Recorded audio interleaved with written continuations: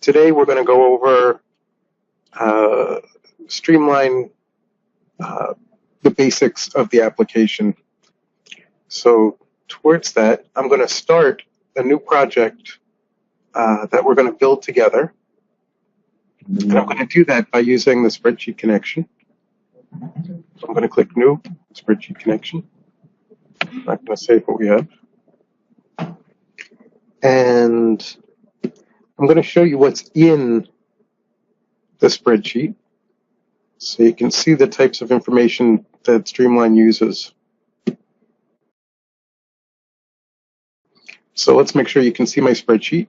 So the only information that's absolutely required for forecasting is a unique identifier, usually SKU, and then the sales or demand, either aggregated to the month or the week. Here we have it aggregated to the month. And that's all that's absolutely required for forecasting. But in addition, if we have more information, we can create hierarchies and groupings, and I'll show you how that can be helpful in a minute. So I should mention that the information we're looking at is from a hardware store, because everybody is accustomed to hardware store information, so it usually makes it easier. So I'm going to show you in the application, so now I'm going to open it.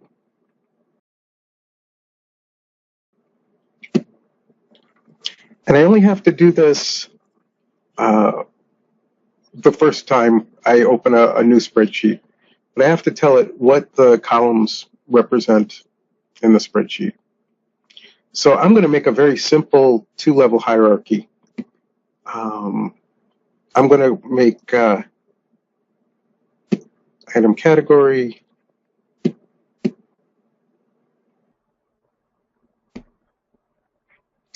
I'm going to explain some of the other information that can be brought in here. So item code is the unique identifier, which is necessary. Item description, pretty self-explanatory. We can add a description for each item. I could make an infinitely large hierarchy of items, families of items, and subcategories of items. So if I were to continue, I could make item category 3, 4, 5, 6, 7, 8, 9. Location is information that allows us to bring in location information, which is useful if we're going to be using the same product in different areas. I can have location subcategories, so I can have regions and then location. If I have sales price per unit and I import that, I'm able to forecast revenue. If I have the item purchase price, I'm able to understand, or the Streamline's able to understand gross margins, which comes in handy later, and I'll show you that. The rest of the information is inventory parameters.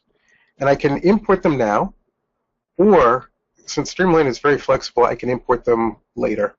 And I will import them later just to make it easier to understand. So right now, I've just brought in the information necessary for forecasting. And you'll see that the program has also shown us the rest of the information that was in the spreadsheet. So again, we have the products and the aggregated demand per each period. So I'm going to click OK. And the first thing you're going to see is that there's a gray line. And this gray line is always going to represent history, the historical data, which is the same as actual sales at the top of the table. And I happen to know that our data is complete through September 2016. Usually, if you're doing forecasting in the middle of the month, you'd pick the incomplete month, and that would enable your inventory information to be current as of today, but it will take your historical information as of the prior month because it's not complete yet. But I happen to know that our historical sales data is complete, so I'm picking September. And by clicking Forecast, I've just forecasted all of our products. Now I'm going to expand this out so we can see. And you can see the hierarchy that I had created earlier. If you remember, I created product category 1 and product category 2, and then the actual item. I'm going to go to the first item. And again, what you'll see is this gray line, again, is the history, which is shown as actual sales. The blue line is the model that was created from the history. And that's the mathematical representation of what the application has determined the sales would be. So again, actual and the statistical forecast. Excuse me. And you'll see that our as of is September 2016, which is where the model and the actual data end, and the forecast continues out into the future. So the forecast is all based on historical information. So if there's any information that we know of that's not represented in the history, it's very easy for us to make adjustments to the forecast by making overrides. So for example, if we knew that there was going to be a sale or an increased demand in June, and this information wouldn't be in the history, that's why we have to make the adjustment. Very easy to do this. So instead of 76, I say we're going to sell 95 units. It's also very easy, and we should always make a note why we're making the change, so when we come back later, we know why we changed this. So I'm going to say it's a promotional sale, and I'm going to click OK.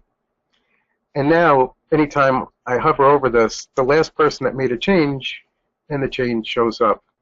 And I should also point out that anything with a yellow background is editable, and I'll show you that in a minute. So you can edit the actual sales, you can edit the forecast like we just did, and stock out days, which I'll get into in a minute. Also going to show you our approval system, which is fairly straightforward workflow, and it helps if you're working with people. And what this means is, so let's say I'm happy with this forecast, I've made my adjustment, and now I'm going to approve this forecast. And what that does is, first off, it makes a check mark. And I should point out, I could approve at any level in the hierarchy. I picked to do it only on this one product, but I could have done it at Group 1, or I could have done it at Concrete Block. So I could make an approval at any level. And what this means is, this check mark means other people that come see that the forecast has been looked at, has been approved. But also very important is, if the background information, the actual sales were to change, and I'm going to show you that it's very easy to change the actuals should you need to. See, and it happens all in real time. You see that I've changed the actuals. If I were to reforecast, you'd expect that this new information would be taken into account, and it would have been reflected in the new model and the new forecast. However, since I have approved this one, it locks the forecast. And just to prove my point, I'm going to unapprove it and reforecast. And you'll see that it did take advantage of the new data, made a brand new model and a brand new forecast. Thank you. And I'm also going to show you, thank you, whenever we make any changes in Streamline, the data shows up in blue. So anything that's existing is in black. Our changes are in blue. And two important things. One is, if we make changes and we were to reload the information from the spreadsheet or from we're connected to, our changes will stay. which is great because they don't get overwritten, because Streamline makes the assumption that if we've made the change, it's for a reason. But it's also very easy to go back to whatever the back-end information was. All we have to do is delete the values that we changed, and it remembers what the information was from the back end. Now that it's no longer approved, and I forecast, again, it goes back to what it was. And I'm just going to show us one more thing along the same lines. If I go to, say, another forecast, and let's say I come here and I realize that there's something I want to do, but I don't know what yet. So it's also very easy to set something as needing attention. So I mark it as needs attention. And even if the entire tree is collapsed, I can see that something requires attention. So I can open this up. Very easy to follow the hierarchy down. Find the item or items, because I could have set needs attention to a whole group of items. I can make my changes, and then I can approve them or unapprove them. But it's a nice way of, being able to tell what forecasts have been done and approved and what forecasts still need someone's attention. I'm going to go back to the original one, and I'm just going to point out a few things about our forecasts. So each forecast gets a seasonality test, and anything above 0.3 or above is considered seasonal. And what that means is that the application is able to see a pattern in the data. And you also see that it'll pick seasonal and trend as the model. The other thing I wanted to point out is that every forecast gets an error metric. And we use what's called the mean absolute percent error, MEAP. And really, very straightforward, if you were to add up, and this is what the application does, the differences between the actual, the gray line, and the blue line, it's able to come up with a mean absolute percent error. In this case, this is for the model fit, and at 1.3% error, it means that we're 98.7% accurate, which is very nice. What you'll also notice, though, is that we don't have yet a forecast mean absolute percent error. So we have an error metric for the model, which is the blue line, but right now I'm asking the application to use all of its data to produce the model and the forecast. So I'm going to tell the application to use some of the data to calculate the forecast mean absolute percent error. So it's able to use some of the history against the forecast. And so now you'll see that I have an error metric for the forecast itself. And at 1.4%, we're at 98.6% accuracy. Another small detail is I only have 24 months of data. So by having only 24 months of data, the application uses 24 months of data for best accuracy. So you just noticed that my model fit dropped a tiny bit because I only had 24 months, and I asked it to use some of those months for calculating the forecast error. So if you had more history, you wouldn't have seen that change in model fit. So I'm going to go back and again tell the application to use all of the data for the model and the forecast. I'm going to go to another forecast, and here you see something interesting. We have a 0 in our history. And when you're forecasting demand, it could be one of two things, and they're very different. One is there was literally a lack of demand. For whatever reason, there were no purchases in July for this product. And you'll see that that's how the program is looking at it. It's saying, oh, there was a lack of demand in July. But if it was not a case of a lack of demand, but we ran out of inventory, that's a very different reason for having actual sales of 0, but a very important distinction to make when you're trying to forecast demand. So it's easy to tell the application what's going on. And I'm going to do that. And again, I can do this at any level in the hierarchy. But right now, I'm just going to do it at the product. But I could do it at any level in its hierarchy. But I'm going to tell it that zeros are lost sales, which means that historical 0 meant that we lost sales because we ran out of ran out of inventory. And when I reforecast, you'll see that it built a whole brand new model and a brand new forecast with the understanding that this 0 was because we ran out of inventory and not because there was a lack of demand.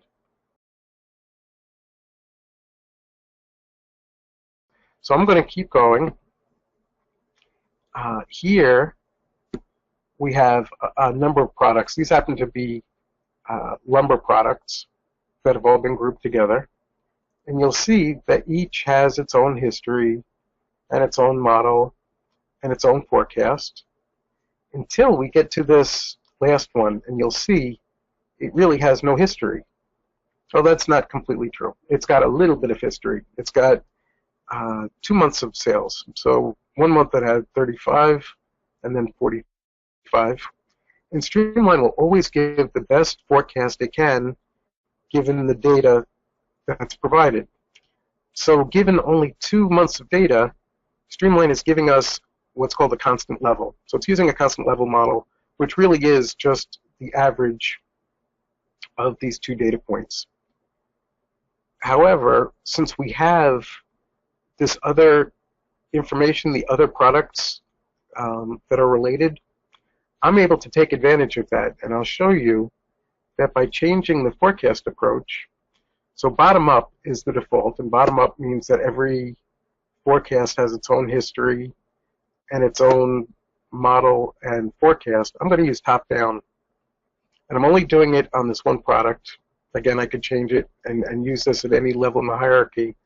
But when I forecast, it was just able to take the aggregate of the information from the other representative products and was able to create a model and a forecast based on the aggregate information of those other products, which is very useful if you're introducing a new product that is similar to the other ones, but there isn't a direct replacement for it. It's just another similar product.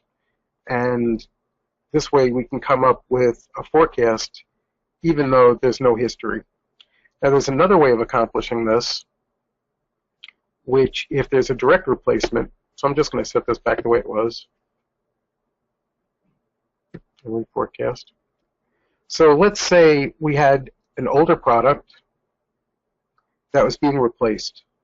So it's very easy for me to copy this item to the clipboard, go to the new product that has no history, and I can tell the application that I want to use the model that's being replaced. So when I forecast, again, even though this has no history by itself, I'm able to use the model from 1030 as the product that's being replaced.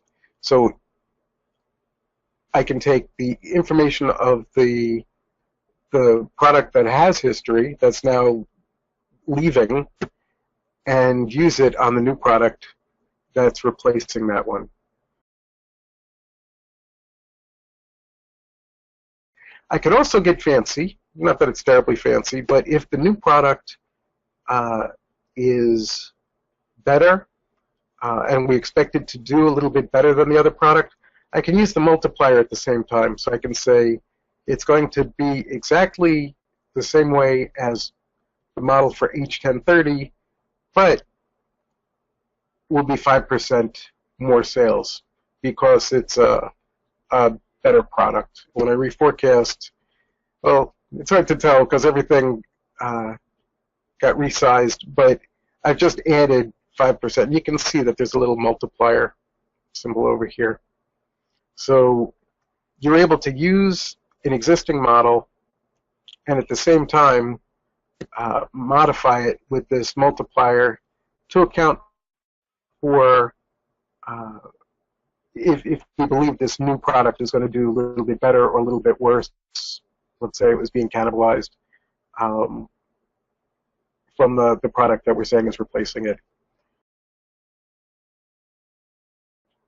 I just want to show you a couple of reports that we have. So let me set our horizon back. Okay. So a few things. So here we see the final forecast, which is the same as the individual forecasts that we see here. Right? So I just want to point out something. And here we have made a change of 95. But here we have the statistical forecast for all of the different products. So here we have them all in one place. And you see the one that I changed is in blue. I just wanted to point that out. But we're also able to export this to Excel. And if we wanted to make changes to a number of forecasts at once, it's very easy to make changes individually to a given forecast.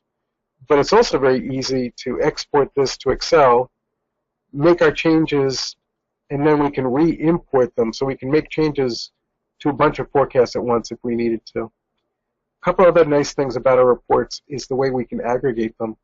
Right now, this isn't being aggregated at all. It's just individual products, the same as the individual items.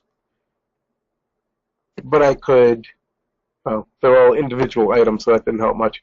But we imported categories, so we're able to aggregate by those categories. Here we had concrete blocks and the other categories that we had.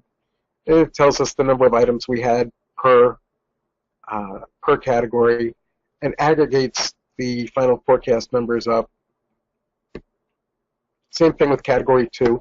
Any additional information that we brought in, we can aggregate by, up to aggregating everything together to get one big number for the company.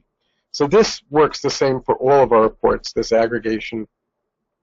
So that was the final forecast. Any forecast adjustments, you saw that I had made that one forecast adjustment. This is a report that shows any forecast adjustments. This goes back to this change that I had made to this one item.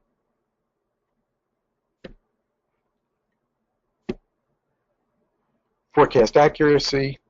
Again, in order to be able to see our forecast accuracy, I need to ask the application to use some of the history to produce the forecast accuracy report. So now it's able to take some of that data and compare it against the forecast so that we're able to come up with our forecast accuracy report. Again, this is the mean absolute percent error forecast that we had seen before. We didn't bring any numbers, so there's revenue, which won't show anything, but I'll show you in another example, and some KPIs, which again, since we didn't bring in much information, not helpful to us, but I'm going to show you another example momentarily. So I'm going to continue, and I'm going to show us the inventory parameters. Now, I had said that we could import them initially or separately, and I had picked separately to make it easier. And I'm going to show you first what's in the parameters that we're going to bring in. So let's take a look. And I'm going to show you what's in here. Very straightforward.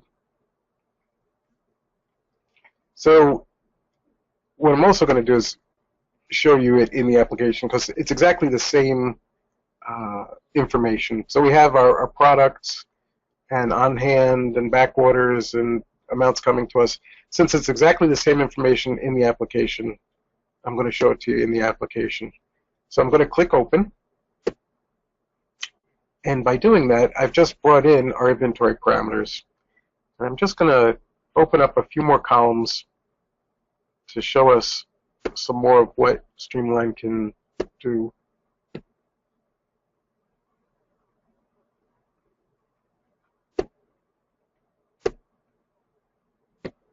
Okay. And I'm going to drop our horizon down to 6 months so that I don't have to drag you back and forth. Okay. So if we look at the first one, what I've just told the application is that we have 120 on hand.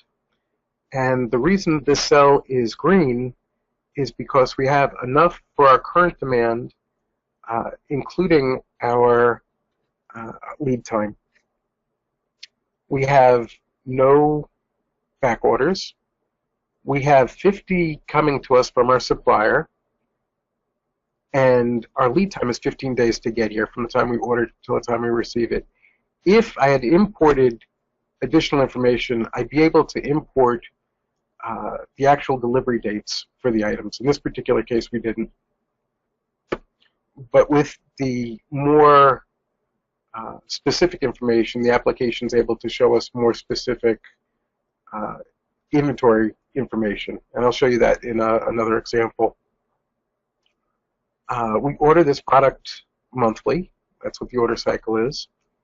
If we had an agreement with our supplier, any constraints as to the minimum amount that we were allowed to purchase or the maximum amount we were allowed to purchase, since Streamline is able to create purchase orders and make purchase order suggestions, if we put the rules in here, Streamline will ensure that those rules are enforced. So when it tells us how many to order, which I'll get to in a minute, it'll make sure that it abides by the rules that we had set and the constraints that we have with our supplier.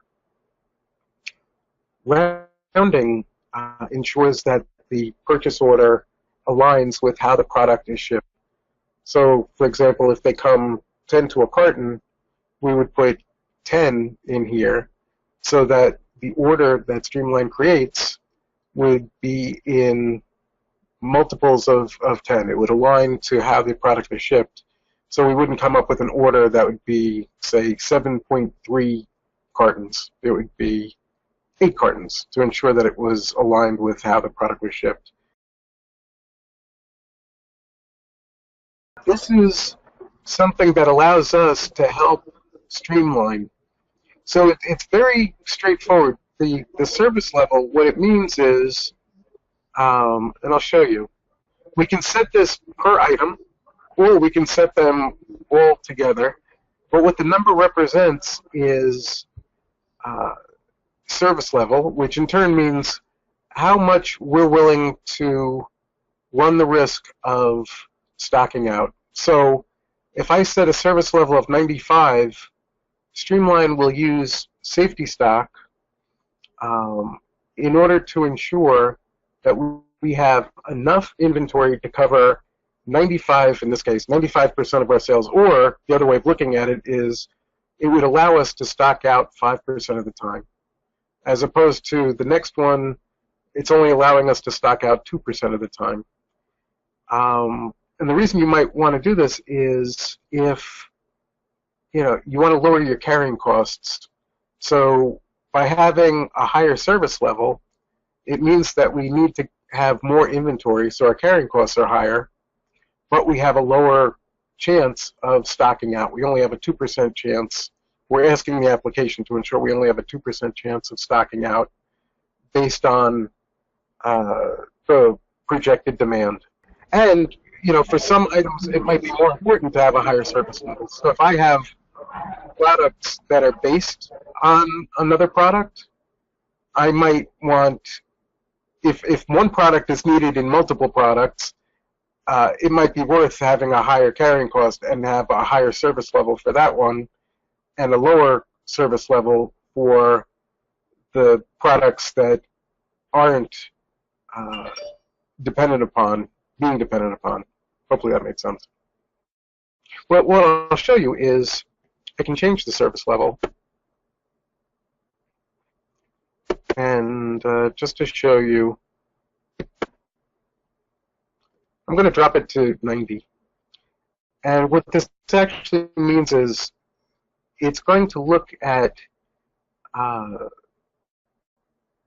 standard deviations per order cycle. It's looking for outliers. So right now, at 90%, it's equivalent to a little over 1 1/4 standard deviations. And what you'll see is our safety stock is going to drop. And you saw some numbers drop more significantly than others. And I'm just going to put it back so you can see at a 98% service level,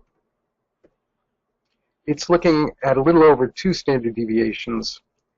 And it's looking for these outliers and ensuring that we have sufficient inventory to cover 98% of our sales. So safety stock is based on more than just service level. Safety stock is based on forecast error and safety stock and on variations in lead time. So the safety stock calculation,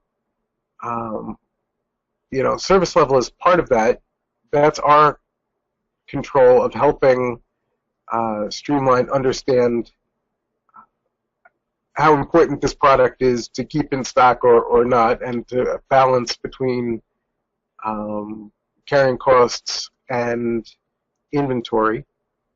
And safety stock itself is based on that, forecast error, lead time and lead time variance, and that's how it's able to come up with basically this buffer that's helping to ensure that we have sufficient inventory to cover the sales that we need for the projected demand. Okay, so knowing that we have 120 on hand, no back orders, 50 coming from our supplier with a lead time of 15 days, we order this monthly, no other constraints, service level of 95, a safety stock of 2. Now we can start showing you some more interesting information. Again, remembering that we have 120 on hand, Streamline is telling us don't order any now. And the reason it's telling us don't order any now is because the demand that's been forecasted is 64. And once that demand has been fulfilled, we'll still have 106 left over in our projected inventory. The next month, it's still telling us don't order any because our forecasted demand is 63, leaving us 43 after that demand has been fulfilled.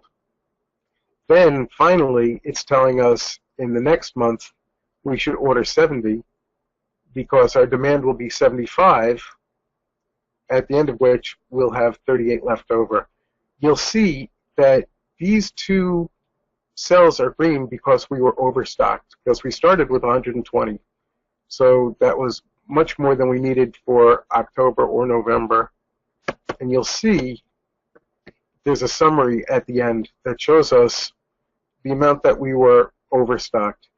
If it's not green and it's not red, we're perfect. We're neither overstocked nor understocked, which is exactly what we're looking for. It means that we're not tying up capital unnecessarily in inventory, and also that we're not running out of inventory.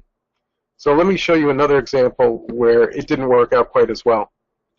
So here we have 30 on hand, and the reason that this cell is red is because we don't have enough for our current demand or lead time, because our current demand is for 218.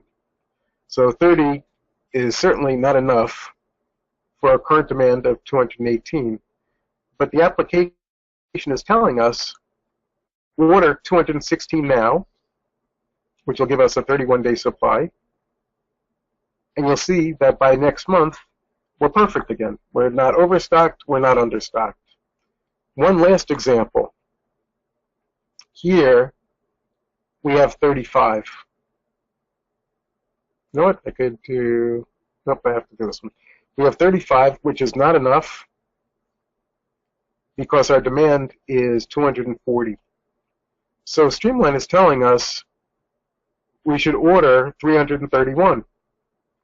But you'll see, even though it's telling us to order 331 and 392 and 353, we're still understocked each of these months. And the reason for that is we have a much longer lead time. So it takes 90 days before the first order comes in. Since it takes 90 days from the time we order till we receive it, even though we're ordering the 331 that Streamline is telling us to order, it still takes 90 days to get here. So that's why it takes 3 months before we're not understocked anymore.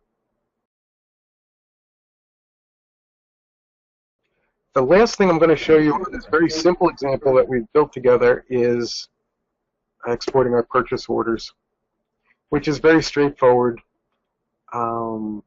We can pick this.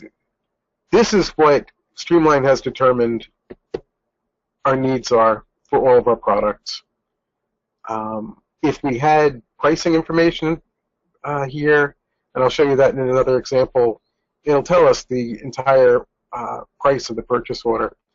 But again, any fields that are yellow we can change. So these are the amounts that Streamline is suggesting that we need to purchase, but we can change them. And we can order none, and then we can build up our order. If we didn't want to order everything together, we could pick and choose and make changes, or we could just go with the recommendations. And if we were connected to an ERP system, we'd be exporting that, or we could export this information to Excel. Once I had brought in our inventory parameters, we now have more information to be able to show on the individual item screen. So what you see here is we already had before actual sales and our statistical forecast and our forecast adjustments. But what's new is the inventory parameters. So we're able to show how much product we have on hand, our projected inventory levels, and the purchase plan that we saw from the inventory report. So we're able to see also the projected inventory plotted against our, you know what, let me just set this to be current. Okay. We had started, I don't know if you remember, we had started with a bunch, 120 before, and it told us don't order any, don't order any. So now we're able to see that we sell them, and as we order, we can see the amount of inventory that we have against our projected need. I also wanted to show you, if I zoom in, you see the pink area? The pink area is our safety stock band. And if you remember safety stock from the inventory report, what Streamline is doing is ensuring that we have sufficient inventory to cover both our projected demand and at least enough to cover our safety stock, which again is this pink band that's above the projected need, our forecast. Another nice thing is that instead of having to go to the individual inventory report where you see all of the products, now that we have the information forecasted, we can see the same information for individual products by going to the inventory tab. So it's the same 120 on hand and in transition, exactly the same information that we see in the inventory report for this product. We can see it on an individual basis.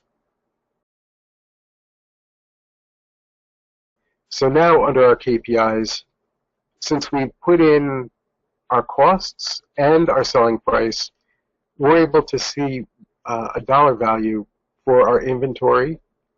If we had any overstocks, we'd have a dollar value associated with that. Same thing with stockouts. So if we saw that we were going to stock out, we'd be able to see a literal dollar value associated with having run out of inventory. Any non-moving inventory, we'd be able to see a dollar amount associated with that. Also important is that we're able to now see our inventory turnover. How many times per year each product is turning over. So this product happens to be turning over 10 times per year, which is the same as saying we're selling through every 36 days. And the reason this is important is because we were also able to determine gross margins because we gave Streamline both our selling price and our cost. And this is where it gets more exciting. By multiplying our turnover, how many times per year it turns over, by our gross margin, we're able to come up with an indicator of how profitable this product is. And if I sort by it, our most profitable products are the ones that turn over the most often and have the highest gross margin. So I'm now able to see what our most profitable products are, which comes in very handy in a moment when we're creating purchase orders. But you'll see also we have our projected annual revenue and our projected revenue for next year. And here are just two reports that I wasn't able to show you before because we didn't have that information imported. So by importing sales price, and again, it's sales price per location, which I can show you here. So these are our different sales prices. And again, if I were to make any changes to our sales prices, they'd show up as blue. So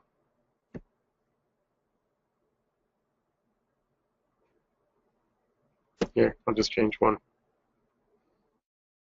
But this is not particularly helpful to you. I'm just showing you that it shows in blue. May not be the best use of your time, but you can see that any edits that I make show up in blue. I just wanted to point that out. Okay. So now I've just brought you through a bunch more information. One more thing, which is, again, our purchase orders.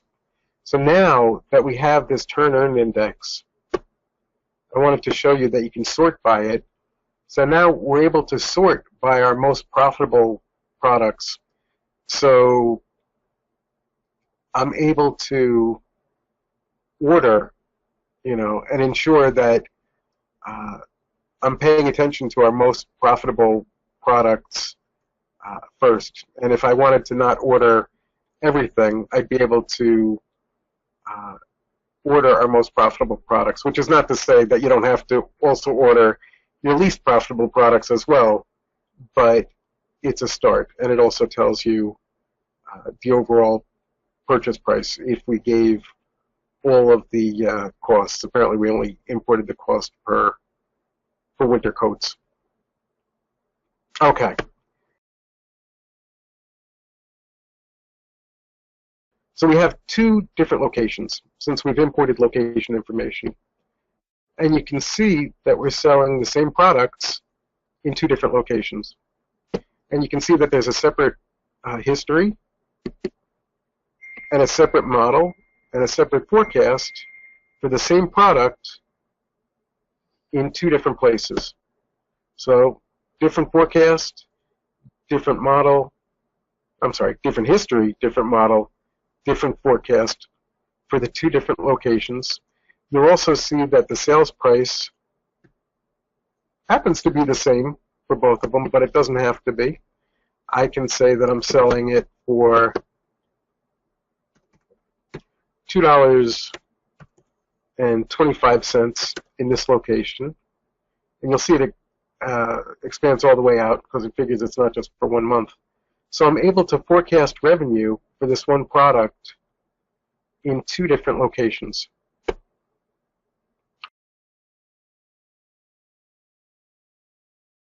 We have something called ABC analysis, and what this does is it allows us to focus in on our more important products. And it works by, in actually 2 different ways. And I'm going to go into settings, into ABC analysis.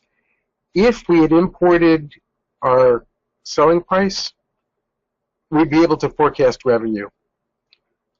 If we don't have revenue, then these numbers are based on unit volume. So right now, this is all based on unit volume, but our A products represent 70% of our volume, B products 20%, C products 10%, and we can change these. And we can also have a D. But what this does is it gives us another dimension, kind of an artificial dimension, but it allows us to focus in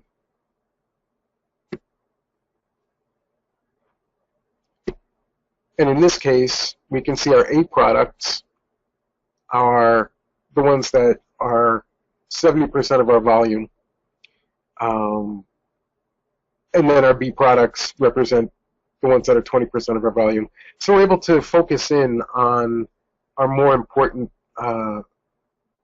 products to us. Okay, I'm just going to go to one more example. So this was an example that we built together. I wanted to give us something simple that we can build together so that you can understand how to build a project, how to import the data, the different types of data. But I'm just going to go through a brief, more advanced example and just show you with some more information that's already been imported so that this can be more useful. So we still have our ABC analysis turned on, but now, because we've imported our sales prices, now it's based on revenue. What's more interesting, I think, and something I didn't go over earlier, but very important, I had shown our ability to adjust our forecast. And I showed you a very simple example of just overriding the amount. So instead of 1254, if I knew there was going to be an increased demand, very easy for me to say 1400, and that is the amount that will be taken as the forecast for this location. But the forecast adjustment can be very useful. We've made it very handy so that I can make it a relative change. So let's say I just wanted to say, nope, instead of 1400, I want to say it's going to be whatever the forecasted amount was plus 150. So just by clicking plus 150, you'll see that it added 150, which is nice. But it gets more interesting than that because I can do the same thing, and by putting a caret, it's actually not a caret, but an arrow at the end, you'll see that it is now adding 150 to each of the projections. So my override is adding 150 to each. But it's better than that because I can also do it by percentage. So if I knew that there was going to be growth at a given percentage, let's say 10%, I could multiply by 1.1, and by keeping that arrow at the end and tabbing off, I've just made one adjustment. By typing one adjustment, I've just increased our forecasts by 10% across the board. So it's a handy way of making forecast adjustments, and I could do it at any point. I could say that it was going to be that amount to there, and then from here it would be 20% going forward. And you'll see where I make my changes, it's blue. So now these are now 20% higher adjustments.